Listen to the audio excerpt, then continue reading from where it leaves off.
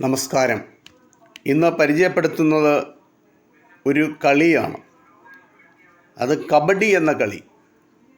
ലോകത്തിലെ ഏതു മനുഷ്യരുടെയും ശാരീരിക വളർച്ചയ്ക്ക് കായിക വിനോദങ്ങൾ വളരെയധികം പ്രാധാന്യം ചെലുത്തുന്നുണ്ട്.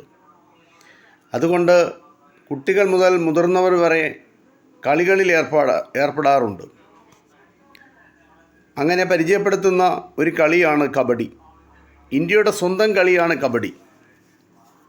ഹുഡുഡു എന്നും കുടുകുടു എന്നുമൊക്കെയാണ് ഗ്രാമപ്രദേശങ്ങളിൽ കബഡി അറിയപ്പെടുന്നത്. നൂറ്റാണ്ടുകൾക്ക് മുമ്പ് ഈ കളി പ്രചാരത്തിലുണ്ടായിരുന്നു. ഇന്ത്യൻ കബഡിയുടെ ആസ്ഥാനം മഹാരാഷ്ട്രയാണ്. പണ്ട് ഉത്സവവേളകളിലും മറ്റും രാത്രിയിലും കബഡി കളിച്ചിരുന്നു. 1952 ഇന്ത്യൻ കബഡി ഫെഡറേഷൻ രൂപം കൊണ്ടത്. 1936 ബെർലിൻ ഒളിമ്പിക്സിൽ പ്രദർശന ഇനമായി കബഡി അവതരിപ്പിക്കാൻ ഇന്ത്യക്ക് സാധിച്ചു. ഒരുപാട് പേർ അത് കാണുവാനെത്തിയിരുന്നു. പക്ഷേ അന്നത്തെ ജർമ്മൻ ഏകാധിപതി അഡോൾഫ് ഹിറ്റ്ലർ കബഡിയെ അടിമകളുടെ വിനോദമെന്നാണ് വിശേഷിപ്പിച്ചത്. 2004 നവംബറിൽ മുംബൈയിൽ വെച്ച് ആദ്യ ലോകകപ്പ് കബഡി നടന്നു.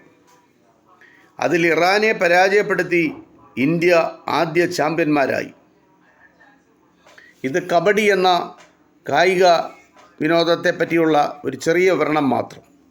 ഇത് എത്രമാത്രം. നന്ദി, നമസ്കാരം.